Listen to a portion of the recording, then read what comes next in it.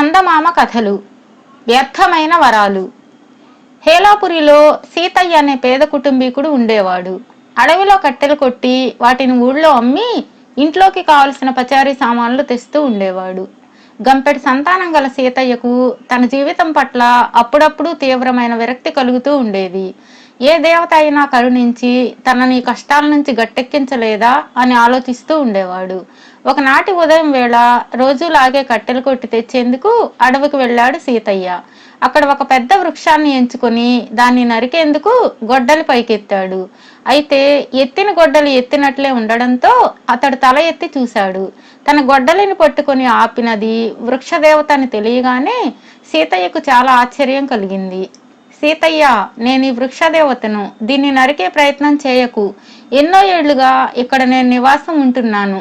నీ పేదరికం నేను ఎరుగుదును. నీకు 3 వరాలు ఇస్తాను. రోజుకొక వరం చొప్పున 3 రోజుల పాటు నీకు నచ్చిన 3 వరాలు కోరుకో. అంతటితో నీ దారిద్ర్యం తీరిపోతుంది అన్నది వృక్షదేవత. అలాగే తల్లి, నువ్వు నివాసం ఉన్న చెట్టును కొట్టను. నువ్వు అనుగ్రహించిన ప్రకారం రోజుకొక వరం కోరుకుంటాను. తప్పక తీరుస్తావు కదా అని అడిగాడు సీతయ్య అనుమానంగా. తప్పకుండా తీరుస్తాను అని వృక్షదేవత మాయమైంది. సీతయ్య మరొక చెట్టును కొట్టే ఆలోచన చేయకుండా ఆనందంగా ఇంటికి వెళ్ళిపోయాడు.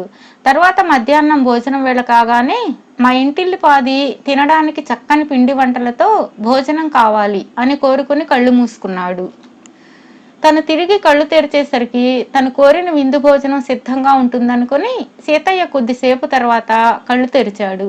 కానీ తను కోరిన భోజన పదార్థాలు కనపడకపోవడంతో తన వరం నిజం కావడానికి మరికొంతసేపు వేచి ఉండవలసి వస్తుందని మనసును సరిపెట్టుకున్నాడు.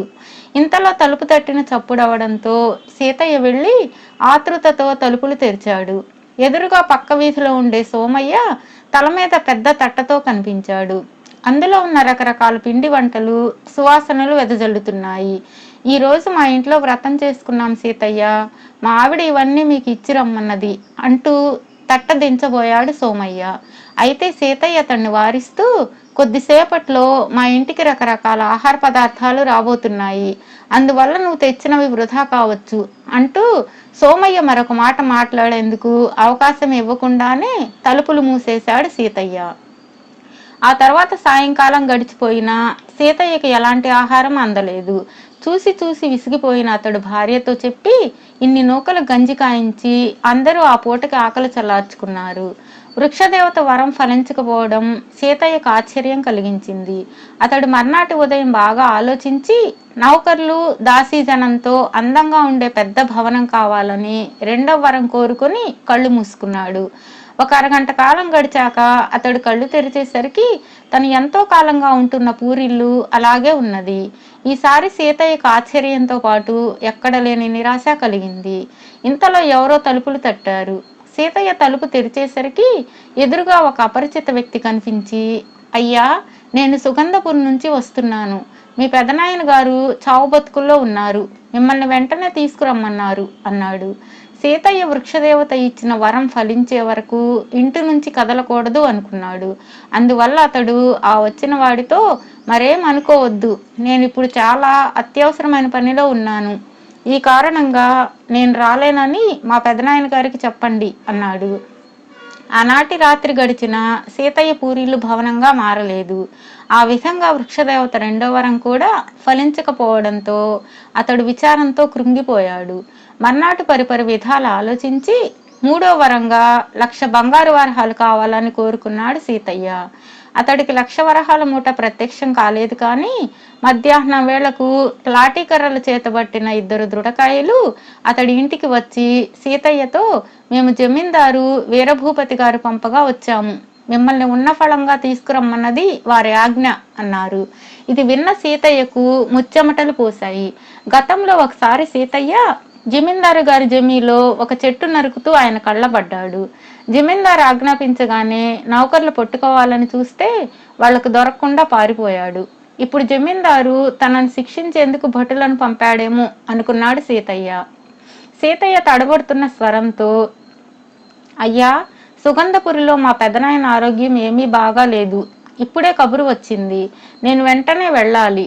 జమీందారు గారి దర్శనం సుగంధపురి నుంచి వచ్చాక చేసుకుంటాను అని చెప్పాడు. ఆ రాత్రి గడిచింది. సీతయ్య కోరిన 1,00,000 వరహాలు లభించనే లేదు. ఈ విధంగా వృక్షదేవత 3 వరాలు ఫలించకపోవడంతో సీతయ్య ఎక్కడలేని కోపంతో గొడ్డలి భుజాన పెట్టుకుని అడవిలోని వృక్షదేవత చెట్టు వద్దకు వెళ్ళాడు. వృక్షదేవత అతడికి ప్రత్యక్షమై, ఏం సీతయ్య, ఈ గొడ్డలేమిటి? 3 వరాలు ఇచ్చాను కదా అని ప్రశ్నించింది. ఆ వరాల్లో ఒక్కటి కూడా ఫలించలేదు అంటూ సీతయ్య వృక్షదేవతకు జరిగిందంతా వివరంగా చెప్పాడు. అదేమిటి, ఎందుకు ఫలించలేదు? సోమయ్యతో పంచపక్ష పరమాన్నాలు పంపాను కదా. సుగంధపురిలో నీ పెద్దనాన్న తను మరణించే ముందు తనకు పిల్లలంటూ లేని కారణంగా రాజమహల్ లాంటి తన భవనాన్ని నీకు ఇవ్వాలి అనుకున్నాడు. ఆయన కబురు చేసినా నువ్వు వెళ్ళలేదు, అవునా అని అడిగింది వృక్షదేవత. సీతయ్యకు నోట మాట పెగలలేదు. తనకు తానై వృక్షదేవత ఇచ్చిన 2 వరాలు ఫలించకుండా చేసుకున్నాడన్నమాట. అతడు కొద్ది క్షణాలు తన దురదృష్టానికి బాధపడి వృక్షదేవతతో, తల్లి, ఆ 3వ వరంగా 1,00,000 బంగారు వరహాలు కావాలని కోరుకున్నానే, అదైనా ఎందుకు ఫలించలేదు అని అడిగాడు. వృక్షదేవత చిరునవ్వు నవ్వి, ఆ 3 వరాలు ఫలించకపోవటం నీ దురదృష్టం.